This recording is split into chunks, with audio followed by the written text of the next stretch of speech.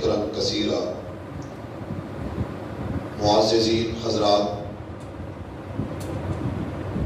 بڑی خوشی کی بات ہے کہ آج ہم نے اللہ کے فضل و کرم سے رمضان المبارک کا پہلا روزہ رکھا ہے،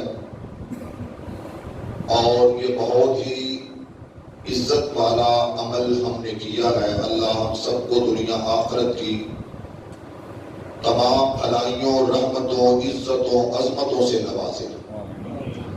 میرے معزز سامعین، ناظرین اکرام، میں نے آپ کا ٹائم انشاءاللہ صرف 5 منٹ، 4 منٹ، 3 منٹ، ان تینوں میں سے ایک وقت ہوگا، اور یقیناً آپ اللہ کے گھر میں آئے ہیں، آپ کا وقت بہت قیمتی ہے، لیکن رمضان المبارک کیسے آتا ہے، ویسے ویسے ہمارے دلوں میں ایک عجیب سا سما اور بہار بن جاتی ہے۔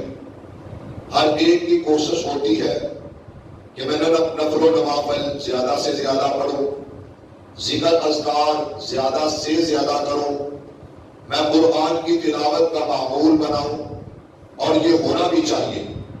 آج صرف میں ایک بات آپ سے کروں گا کہ ہم نے الحمدللہ نماز فجر ادا کی ہے، یہ توفیق اللہ کی، اور ہم نے رمضان المبارک کا روزہ رکھا ہے، یہ بھی برکت اللہ کی، رحمت اللہ کی، فضل اللہ کا، اللہ ہم پر مزید فضل فرمائے۔ نماز فجر کے بعد جو کرنے والا کام ہے، میں اس کی طرف توجہ دلانا چاہتا ہوں آپ کی، کہ ہم اکثر و بیشتر مساجد میں نماز پڑھتے ہیں، اور نماز کے بعد ہمیں جلدی ہوتی ہے، بہت جلدی ہوتی ہے۔ حالانکہ ہونا یہ چاہیے کہ نماز فجر کے فوراً بعد ذکر اذکار کیے جائیں، اور مسنون اذکار کی بہت زیادہ فضیلت ہے۔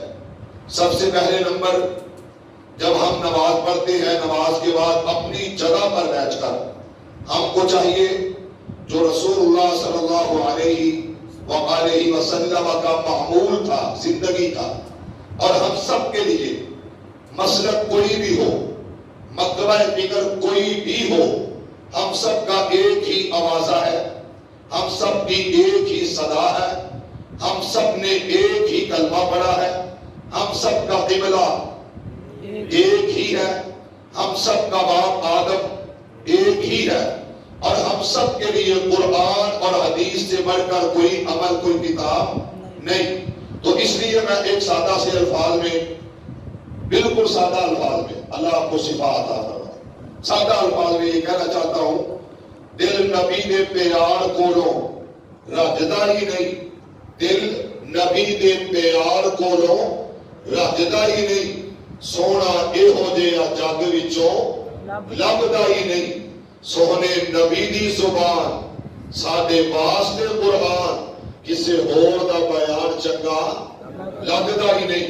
تو میرے معزز سامعین، میرے بزرگوں بھائیوں، نبی صلی اللہ علیہ وسلم نماز کے بعد جو بیٹھ کے اپنی جگہ پر ذکر اذکار کرتا ہے، جب تک بیٹھا رہتا ہے، میرے پیغمبر نے اس کے بارے میں کہا ہے کہ آسمانوں سے رحمت والے فرشتے اس کے لیے دعائیں کرتے رہتے ہیں، اس پر سلام بھی بھیجتے رہتے ہیں، اس کے لیے بخشش کی، مغفرت کی دعائیں کرتے رہتے ہیں۔ تو حضرات یہ بات سمجھ رہے کہ نماز کے فوراً بعد میرے پیغمبر کہا کرتے تھے اللہ اکبر۔ کیا کہتے؟ آواز نہیں آئی، کیا کہتے؟ اللہ اکبر، اور 3 بار کہتے استغفر اللہ۔ ایک دفعہ کہہ لیں استغفر اللہ، استغفر اللہ 3 بار۔ یہ کون کہہ رہا ہے؟ جس کی عظمت یہ ہے کہ نبیوں کے سردار بن کے آئے ہیں، وہ نبیوں کے بھی امام بن کے آئے ہیں، وہ تو وہ ہے جن کے بارے میں رب نے کہا ہے وَرَفَعْنَا لَكَ ذِكْرَكَ، وہ تو وہ ہے جس کے بارے میں عرش والے نے کہا، مالک نے کہا لَعَمْرُكَ، محبوب تیری عمر کی قسم، تیری زندگانی کی قسم۔ تو اس لیے میرے بھائیوں، نماز فجر کے بعد اذکار کیا کرو، اللہم انت السلام، یہ سامنے لگا ہے الیکشن، اس سے یاد کریں، مجھ سے یاد کریں، حفصہ بیٹھے ہیں، قاری صاحب بیٹھے ہیں، ان سے یاد کریں اور ضرور پڑھا کریں، اذکار کو، مسنون اذکار کو ضرور اپنائیں۔ اور دوسری گزارش یہ ہے کہ نماز کے بعد میری رائے ہے، حکم نہیں مشورہ ہے کہ نماز کے بعد جا کے سو جانا یہ ہے بے برکتی کی علامت۔ اور اس کی علامت ہے بے برکتی۔ نماز کے بعد سونا منع نہیں، گناہ نہیں، خطا نہیں۔ بعض تو کہتے ہیں کہ جو نماز کے بعد سو جائے اس کا دماغ گند ہو جاتا ہے، بعض کہتے ہیں وہ رزق کی تنگی اس پہ آ جاتی ہے۔ ہاں اتنی بات ضرور ہے کہ میرے پاک پیغمبر ساری کائنات کے رہبر نے کہا تھا کہ نماز فجر کے بعد جو وقت ہوتا ہے اہل ایمان کے لیے برکت کا وقت ہوتا ہے، اس میں برکتیں نازل ہوتی ہیں۔ اور جو نماز فجر کے بعد جاگتا ہے وہ سمجھ لے اور جان لے کہ وہ اللہ کی رحمتوں کا متوالا ہے، اللہ کی رحمتوں کو تلاش کرنے والا یہ متلاسی ہے۔ اور میرے پاک پیغمبر جناب محمد رسول اللہ صلی اللہ علیہ وسلم کی زبان سے نکلے ہوئے الفاظ آپ کے سامنے رکھتا ہوں۔ فجر کے بعد سونا بے برکتی کی علامت ہے۔ کس چیز کی علامت ہے؟ بے برکتی کی۔ میرے پاک پیغمبر نے جب کہا کہ صبح کا وقت میرے اللہ نے میری امت کے لیے برکت رکھی ہے، میری امت کے لیے اللہ نے فجر کے بعد برکت ڈال دی ہے۔ اور میرے پیغمبر کے صحابی حضرت ابو مسخر رضی اللہ تعالی عنہ الغامدی، ان کا عمل کیا تھا جب انہوں نے حدیث سنی کہ اللہ نے برکت رکھی ہے، اس وقت میں برکت ڈال دی ہے، تو میرے پیغمبر کے صحابی ابو مسخر رضی اللہ کہہ دو رضی اللہ تعالی صحابی رسول کا عمل تھا کہ وہ اپنے غلاموں کو، اپنے نوکروں کو، اپنے خادموں کو وہ کام کاج کے لیے نماز فجر کے بعد روانہ کرتے تھے۔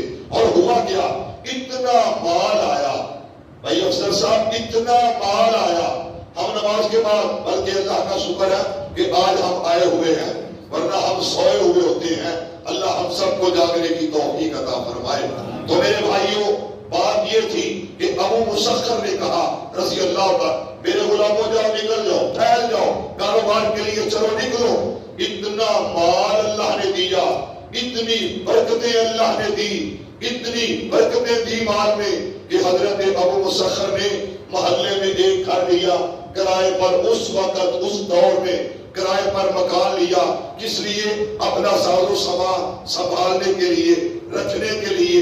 اس لیے میری گزارش یہی ہے کہ کم از کم یہ مہینہ جو ہے ہم یہ عہد کر لیں، ہم یہ وعدہ کر لیں اللہ سے کہ اللہ ہم نے اس وقت اتنا ذکر کرنا ہے، تجھے یاد کرنا ہے، ہم نے قرآن کی تلاوت کا معمول بنانا ہے، ہمیں نماز نہیں آتی، ہم نے نماز یاد کرنی ہے، ہمیں جناب نماز جنازہ کی دعائیں نہیں آتی، ہم نے یاد کرنی ہے۔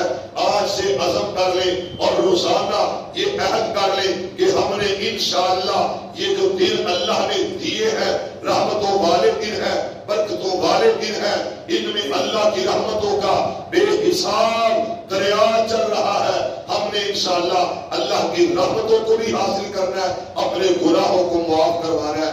انشاءاللہ کل اس سے بھی مختصر درس ہوگا اور اس میں کل ایک حدیث بیان کروں گا کہ رمضان المبارک کی کتنی عظمت ہے، کتنی فضیلت ہے۔ نبی علیہ السلام کے صحابی 2 یا 3 صحابی ہیں، ان کا تذکرہ ہے، 2 شہید ہیں، ایک طبی موت اللہ کے پاس گیا ہے، تو انشاءاللہ ان کا تذکرہ ہوگا، بہت دلچسپ بات ہوگی۔ اللہ ہم سب کو اسی طرح آنے کی توفیق عطا فرمائے، اللہ ہم سب کا حامی و ناصر ہو، اللہ ہماری مشکلات کو آسانیوں میں بدل دے، اللہ ہم سب کی نیک تمنائیں، نیک دعائیں اللہ قبول فرمائے، ہمارے بیماروں کو اللہ شفائے کاملہ عاجلہ عطا فرمائے، جو ہم سے جدا ہو چکے ہیں اللہ ان کے درجات کو بلند فرمائے۔ محبت پیار سے نماز کے لیے اور تہجد کے لیے، نماز تراویح کے لیے، دعاؤں کے لیے مساجد کا رخ کریں۔ اللہ ہم سب کا حامی و ناصر ہو۔ السلام علیکم ورحمۃ اللہ۔